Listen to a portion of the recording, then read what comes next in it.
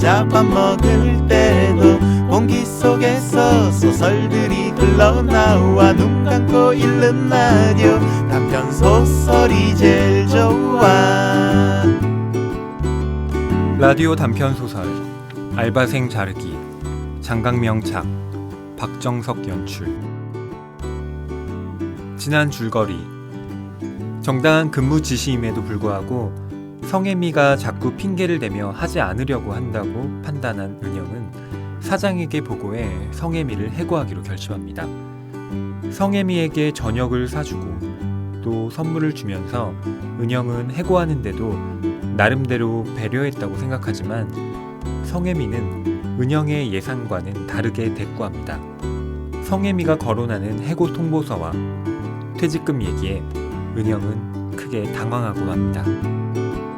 알바가 무슨 퇴직금이냐 라고 묻지 않아서 다행이었다. 법규를 찾아보니 아르바이트생에게도 퇴직금을 지급하게 돼 있었다.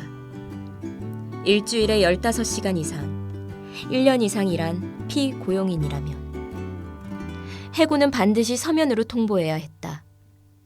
명확한 이유를 명시해서 30일 전에. 회사가 이걸 어기면 지방노동위원회에 민원을 접수하면 된다. 그러면 사장에게 출두장이 날아간다. 죄송합니다, 사장님. 제가 미리 잘 알아보질 못해서 뒤통수를 제대로 맞았습니다. 은영이 말했다. 좋은 공부했다 생각해야지 뭐. 나도 법에 이런 건 지금 처음 알았네. 대한민국 좋아졌다 정말. 사장은 웃었다. 해고 통보서를 보내는 것도 안 될 것 같습니다. 나중에 이걸 또 어떻게 부당 해고라고 우길지 모르니.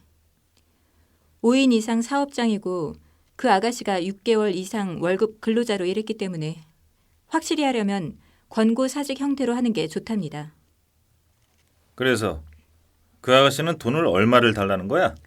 권고 사직이면 위로금으로 석 달치 임금을 줘야 하는 거 아니냐. 그러고 있습니다. 좋아. 괜찮아. 나는 그 돈이 아깝지 않아. 왠지 알아? 아니요. 그 돈이 그 아가씨가 아니라 최 과장한테 가는 돈이라고 생각하는 거야 나는. 그리고 최 과장은 그 돈값을 하는 사람이라고 생각하는 거고. 여자아이는 3개월치 임금을 현금으로 받고 사직서를 썼다. 서류상으로는 새로 시작한 달 말일까지 근무하는 걸로 되어 있었지만 사직서를 쓴 다음 날부터 출근을 하지 않았다. 그거 받고 내일부터 나오지 말라고 해. 사장은 결제 서류에 사인을 하면서 말했다. 은영도 그럴 생각이었다. 여자아이 앞에 있으면 부글부글 화가 끓어올랐다. 구인 사이트를 통해 새 아르바이트생을 뽑았다. 해맑은 인상의 청년이었다. 서울 시내 괜찮은 대학을 휴학 중이었고 집이 멀지 않았고 집안 형편도 나쁘지 않다는 점을 확인하고 채용했다. 월급 75만 원을 주고 오전 근무만 시켰다.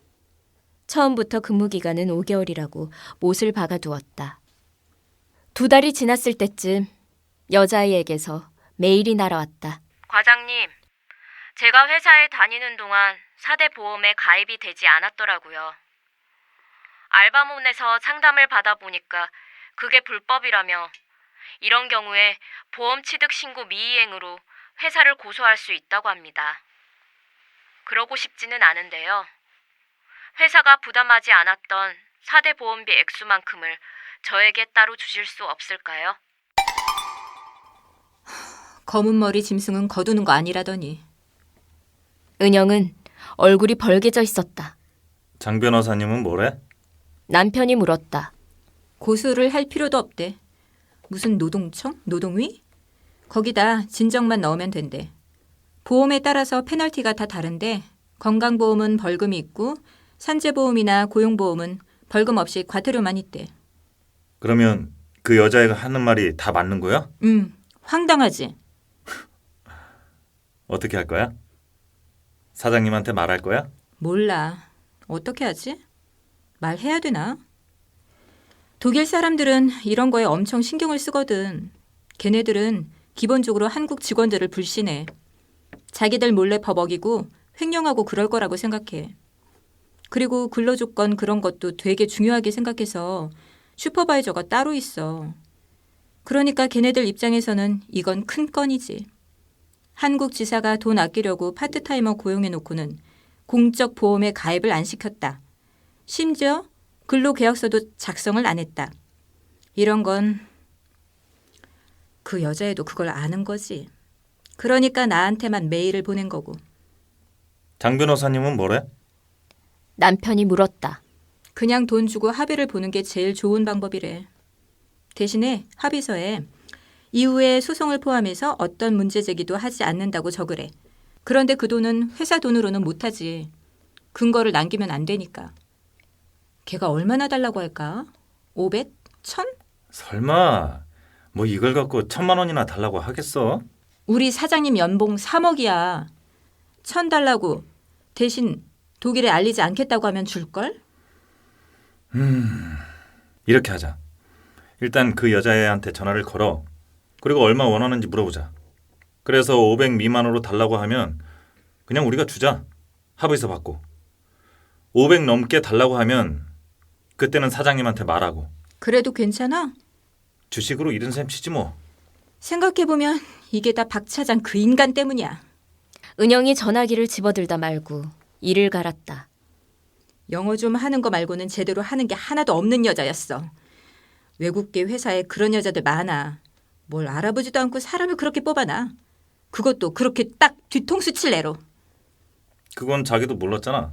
뭘? 걔 불쌍하다고 잘 봐주려고 했었잖아. 가난하고 머리가 나빠 보이니까 착하고 약한 피해자일 거라고 생각하고 얕잡아봤던 거지. 그런데 실제로는 그렇지 않거든. 걔도 알바를 10몇 개나 했다며. 그 바닥에서 어떻게 싸우고 버텨야 하는지 걔도 나름대로 경륜이 있고 요령이 있는 거지. 어떻게 보면 그런 바닥에서는 우리가 더 약자야. 자기나 나나. 월급 떼먹는 주유소 사장님이랑 멱살잡이 해본 적 없잖아. 부하가 치밀었지만 남편 말이 옳았다. 은영은 입술을 깨물고 전화를 걸었다. 뭐래? 전화를 끊자 남편이 물었다. 은영은 헛웃음을 지었다. 150만 원 달래. 그들은 그날 저녁 술을 마셨다. 사람이 제일 무섭다 정말. 맥주를 마시다 말고 은영은 한숨을 쉬었다. 다음 날 사무실에 찾아온 여자아이는 돈을 받고 합의서에 서명한 뒤에도 바로 나가지 않았다. 과장님, 경력증명서 5부만 받을 수 있을까요? 여자아이가 물었다. 경력증명서? 네, 전에 까먹고 못 받아서요. 그 증명서를 보고 너를 경력 채용하려는 회사가 나한테 평판 조회를 부탁하면 내가 아니, 됐어. 그런 걸 너한테 가르쳐 줄 필요는 없지. 너는 모르고 나만 아는 세계도 있거든. 은영은 입을 다물고 영문 경력 증명서를 5부 발급해 주었다. 여자아이는 그 증명서를 유심히 읽었다. 과장님, 제가 여기 스태프 어시스턴트라고 되어 있는데요. 혹시 어드미스 스트레이터로 바꿔주실 수 없나요? 제가 여기서 혼자 총무일을 한 거지 누구를 어시스트 한 건 아니잖아요. 은영은 여자아이가 원하는 대로 서류를 만들어 주었다. 여자아이가 사무실을 나설 때 은영은 겨우 입을 열었다. 이게 처음부터 다 계획이 돼 있던 거니? 여자아이는 걸음을 멈췄다. 말문이 막힌 듯했다. 여자아이는 그렇게 몇 초간 꼼짝 않고 서 있었다. 안녕히 계세요. 여자아이는 대답 대신 고개를 숙이고 엘리베이터 앞에 섰다. 엘리베이터를 기다리면서 여자아이는 가방에 손을 넣어 봉투를 확인했다. 봉투를 땅에 떨어뜨리고 돈을 잃어버리게 되지 않을까 겁이 났다. 이렇게 주지 말고 계좌로 바로 붙여줬으면 좋을 텐데. 건물을 나서자마자 은행을 찾아갈 참이었다. 학자금 대출을 제때 갚지 못해 독촉을 받고 있었다. 여전히 발목이 아팠다. 인대 수술을 받느라 퇴직금을 다 썼지만 별로 나아진 게 없는 것 같았다. 엘리베이터 문이 닫혔고 주변에는 아무도 없었다.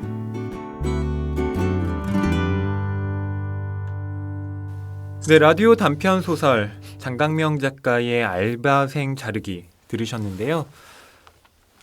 목소리 출연해주신 배우분들과 작품에 대한 이야기 나눠보겠습니다. 네, 먼저 사장을 비롯해서 남편, 이 소설에 나오는 모든 남자 역할을 맡아주신 이재인 배우님 반갑습니다. 안녕하세요. 배우 이재인입니다. 네, 그리고 은영 역할, 성함이 똑같으시네요. 네, 그것 때문에 캐스팅됐다는 후문이 있습니다. 네, 정은영 배우님 반갑습니다. 네, 반갑습니다. 네. 네, 그리고 혜미 역할과 또 서술자 역할 맡아주신 류혜린 배우님 반갑습니다. 네, 반갑습니다. 네. 네. 이렇게 보니까 연출 선생님의 의도가 보이네요. 이재인 배우님만 빼고 대체로 성함들이 다 음절이 비슷합니다. 예, 이렇게. 예, 은영 역할. 저는 이렇게 같은 스튜디오 안에서 직접 이렇게 낭독하시는 걸 들었는데 진짜 은영이 이렇게 여기 와 있는 듯한 그런 정말 이렇게 현실에서는 그런 목소리로 말했겠구나라는 생각이 들었는데요. 네. 정은영 배우님은 이 소설 좀 어떻게 읽으셨나요? 네, 첫 리딩할 때 너무 재밌어가지고 정말 소름이 돋을 정도였어요. 그러니까 이 은영이라는 인물 자체도 저랑 비슷하기도 하거니와 너무나 현실적으로 우리가 항상 볼 수 있는 상황들이잖아요. 네. 그래서 정말 재밌게 읽었습니다. 네. 그러시군요. 또 류혜린 배우님은 이 혜미 역할 맡으셨잖아요. 네. 이 알바생인데 제가 알기로는 저와 비슷한 연배의 나이로 알고 있는데 네. 또 아르바이트를 해보신 경험이 있으시잖아요. 네, 저도 그 햄버거 가게에서 네. 한 1년 반 정도 일한 적이 있거든요. 그래서 이런 얘기 들으니까 그때 생각도 나고 막 그랬어요. 네. 또 부당한 대우 같은 거 받았을 때 이렇게 혜미처럼 좀 당차게 반응하고 하셨나요? 부당한 대우를 받았을 때 네. 그런 적이 없으셨나요? 저를 굉장히 다들 이뻐하셨어요. 네, 그래서 깜짝하셨구나. 네, 그런 부당한 대우는 받아본 적이 없습니다. 예, 네. 굉장하십니다. 저는 제가 아르바이트를 할 때 기억이 떠올랐는데요. 저도 뭐 싹싹한 편이라 부당한 대우. 이게 제가 아르바이트 때는 전 싹싹하게 했는데도 불구하고 이렇게 부당한 대우를 받았다는 생각을 많이 해요. 네. 그럼 이재인 배우님은 또 아르바이트 하실 때의 기억이 이 소설 읽으시면서 많이 떠오르셨나요? 많이 떠오르죠. 진짜 많은 저도 이 친구가 말한 그런 알바는 거의 다 해본 것 같은데 부당한 대우 많죠. 어떤 게 있나요? 이런 거랑 비슷한 거죠. 일단은 저 때는 어렸을 때는 정직원 그런 개념이 법이 정해지기 전이라서 그런 건 상관없었는데 일단은 알바생이니까 직원이랑 다르게 얘는 그냥 어차피 금방 그만두려니까 그냥 무조건 부려먹어.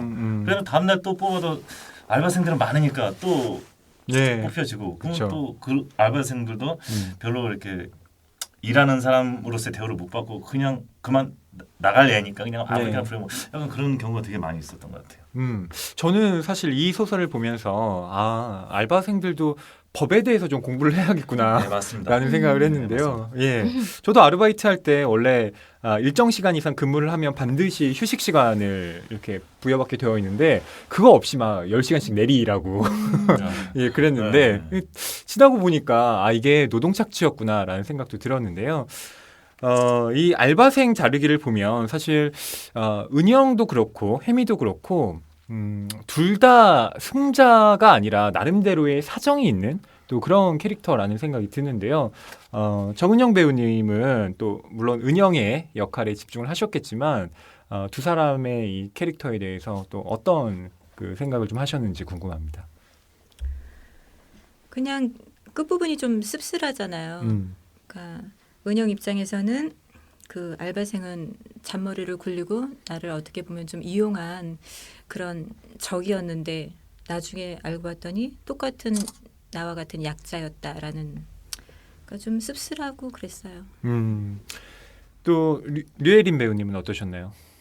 저도 그러니까 뭐 마지막에 예. 그 혜미가 뭐 엘리베이터 앞에 서서 했던 혜미 생각을 서술해 놓은 부분이 저는 제일 이 소설에서 좋더라고요. 그래서 이게 타인들은 함부로 알 수 없는 것 같아요. 진짜 속마음은. 그렇죠. 예. 그래서 그런 것들이 되게 많이 이제 남더라고요, 마음속에서. 사실 이 소설이 또 은영의 입장에서 주로 서술이 되어 있기 때문에 아무래도 혜미는 좀 영악하게 사람들을 좀 이용하는 그런 캐릭터처럼 비쳤는데 알고 보니까 혜미도 피해자라는 것이 네. 이제 마지막에 또 드러나잖아요. 그런 점이 결국 이런 고용 체제 안에서는 알바생도 또 정규직도 어떻게 보면 또 비슷한 사람들이구나라는 생각을 저는 하게 됐는데요. 이재인 배우님 같은 경우는 이 알바생 자르기 만약 추천을 한다면 어떤 분들에게 좀 읽어보라고 권하고 싶으신가요? 저도 이게 마지막 부분이 되게 좋다라고 생각을 했었는데 또 가만히 또 읽어보니 예. 이거 진짜 알바생들이 좀 더 좀 많이 봐야 될 게. 왜냐면은 이 중간에 이게 알바생 알아야 될 필수 독서. 상식들은 진짜 왜냐면은 알바생이 그 전에 알바생이 예. 그렇게 일을 저지르고 갔다고 그 다음 사장이랑 이 은영이라는 분이 뭐 같이 저기를 했는지 모르겠지만 5개월 계약을 했다 이렇게 네. 얘기가 나오잖아요. 그렇죠. 야 이거는 정말 법망을 고용착취가 피해가지고. 아닌가 그렇죠. 진짜 이거는 그런 생각이 좀 드는 거죠. 그러니까 예. 우리가 그냥 항상 요즘 다 이렇게 하니까 그냥 그렇게 하나보다 그러면서 읽는 건데 가만히 보니 좀 열받네. 이게. 그게 지금 차라리 이런 거를 좀 알바생들이 좀 잘 보고 예. 얘네들이 이런 걸로 우리들의 노동력을 착취하거나 고용 기간을 이렇게 하는 거구나 이렇게 좀 알아야 자기 권리를 좀 알 수 있는 그런 소설이 되지 않을까 그런 생각을 좀 해봅니다. 예. 이 세상의 모든 알바생들에게 알바생 자르기를 권하신 이재인 배우님. 네, 여러분 잘 들으셨나요? 알바생 자르기 또 읽고 들으시고 소감 저희 홈페이지에 남겨주시면 감사하겠습니다. 네, 열연해주신 배우님들 감사합니다. 들으며 읽는 라디오 단편 소설 출연 이재인, 정은영, 류혜린, 진행 허희, 프로듀서 김경주였습니다. 들으며 상상하는 한국 현대문학 라디오 단편 소설 여러분 감사합니다.